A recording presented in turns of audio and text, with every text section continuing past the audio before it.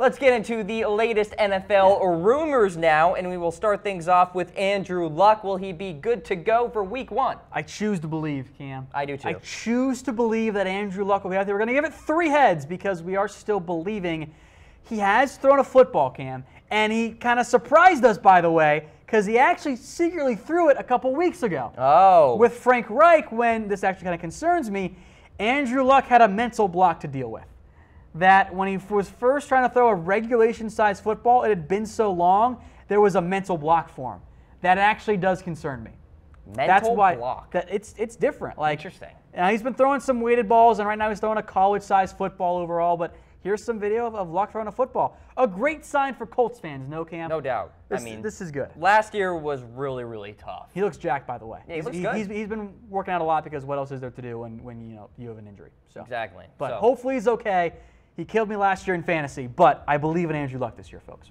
All right, so 3 heads there on Andrew Luck being good to go for Week 1. Let's go to rumor number 2. Is Josh Allen starting for the Buffalo Bills? And just the 1 head on this one. He got some first-team reps during minicamp, but it was 4 of them. So does that even really count if you only have 4 reps there? And I think in reality, you're going to see Josh Allen have mostly a red shirt. There's still a chance, and I want to make note of this as well. LaShawn McCoy and other reports saying Josh Allen looks great in shorts, which we kind of already knew. So I do want to see. Great as in like physical appearance great or throws great? It's Josh Allen. He makes great throws at times. There are other times where it's like, wow, what are you doing, Josh Allen? Which I think is, from what I've heard and seen, that's kind of is the MO out of Bills camp. But the upside remains there for Josh Allen. I don't want to hate on him too much here, Cam, but I have my doubts, unfortunately. Will Josh Allen be a bust? Let us know in comments. Hit us up on Facebook Live as well as YouTube. All right, rumor number 3 on the list. Are the Ravens using 2 quarterback packages? We're calling this fake news, right, Tom? No, we're not. It's 2 heads, Cam. Fake! They're using it in practice. That doesn't mean they're going to use it during the games, though. All right, guys, watch this. I'm going to get Cam so mad right now. Cam, if you're going to use 2 quarterback packages, just bench Joe Flacco and make Lamar Jackson your starter. What are you talking about? You do not bench Joe Flacco, the Super Bowl MVP, 12 touchdowns, no interceptions, a Super Bowl victory in fine fashion over a very tough 49ers team. Yeah, he has not lived up to the contract since 2013. But he's sucked since then, Cam. He hasn't sucked. I want people to weigh in the comments about that. Has he sucked? Like, are we using that Here's word the question, for Joe guys. Flacco? Is Joe Flacco elite? Well, that's not even worthy of a discussion anymore. Because he's not elite, and he's not good quarterback anymore. Mancrates is certainly elite. We thank them for sponsoring NFL Daily here today. Mancrates.com to get the awesome Grill Master Crate for the summer. Tom, there's no quicker way to separate the men from the boys than to observe how they manage a steak on the grill. The Grill Master Crate is for the man who's a cool operator when the heat is high. Now, moving out of my apartment, and I love this crate because it's already been purchased alongside my nice new grill. Brass knuckle meat tenderizer, a smoker box, 4 steak thermometers, dried hickory wood chips. My game is it's really here right now because I don't have a grill in my apartment. With the grill, it's here, and then with the Mancrates script, it's like off the charts. There you go. It's incredible. Mancrates.com. Awesome gifts. Guys love bringing you NFL Daily here today. We are bringing you the latest NFL rumors as well. Randy Gregory in that reinstatement. Tom, where are we at? Is it happening? I think it's 3 heads. I think it's more likely than not that Randy Gregory is reinstated by the NFL. Here's the update for you guys on Gregory. He visited with Commissioner Roger Goodell on Tuesday. Notable A, this is one of the first steps in getting reinstated by the NFL. Notable B, they actually moved up this meeting time. They pushed it up to place before the league's summer lull when executives are taking time off. Some other notes here for Gregory. He's got documentation proving he has been clean for months. That's a good sign for Randy Gregory. He has, what I was told, thousands of pages of paperwork with celebrities, NFL players, and so on, backing up the, hey, I'm good to go right now. Now, I want to make one quick note on this as well. Everyone is reporting 60 days until the NFL has to make a decision once he's submitted his paperwork, which was about 14 to 20 days ago. But that's not actually accurate, I don't think, because Josh Gordon wasn't ruled on within 60 days. And the NFL said there's no requirement to do a 60 days within that time frame. So everyone will tell you, oh, within 60 days the NFL will decide on Gregory. That's not what we saw with Josh Gordon. So don't bank on it quite yet. You might have to wait a little bit longer, but if it is within 60 days, it'll be before training camp for Randy Gregory. It's a really good sign for him. I do think he's going to be back. There's, by the way, Bobby Belt, friend of the show, Cowboys reporter, says minimum 5 sacks for Gregory this year. Ooh. I'm not going to go that far. Revenge tour. But this is really good news for Randy Gregory. I think he's going to get reinstated, but it's still just 3 heads, Cam, because we're not quite set in stone yet. And we do have our new Cowboys YouTube channel as well, Tom, where you, of course, will be updating everybody about Randy Gregory and so much more. Yeah. Subscribe at chatsports.com/CowboysTV. All of our great Cowboys coverage all in one spot for you guys. All right, so 3 heads there for Gregory. Let's take a look at rumor number 5 on the list. David Johnson holding out, Tom. This is happening. Yeah, and I just want to make a quick note here. I am surprised when people say that David Johnson should not be holding out. It's just weird to me, Cam, and I guess this will be my rant for the day. Sure. It's weird to me how various fans and media members always side with the team on a debate. It's always the team, like, oh, you signed a contract, you should play it out. One, it's a rookie contract. There's really no room for debate on this one at all for David Johnson.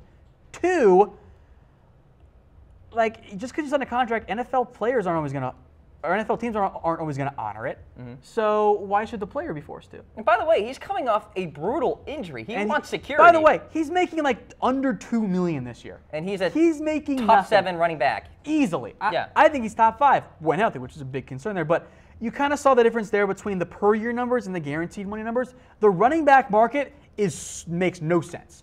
2 first-year players, or I guess 2 guys on their first contracts, Fournette and Elliott, are the highest paid halfbacks based on guaranteed money. And once Saquon Barkley signs, he's going to be the top guy.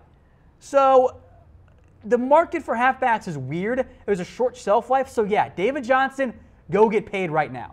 Go get your money, hold out, get your new contract extension, and get your money because you deserve it. All right, best running back in the NFL, Le'Veon Bell, Zeke, David Johnson, Todd Gurley. Give us a heart, like, laughing face, and a whiff. Wow face. There is no wrong answer here, Cam.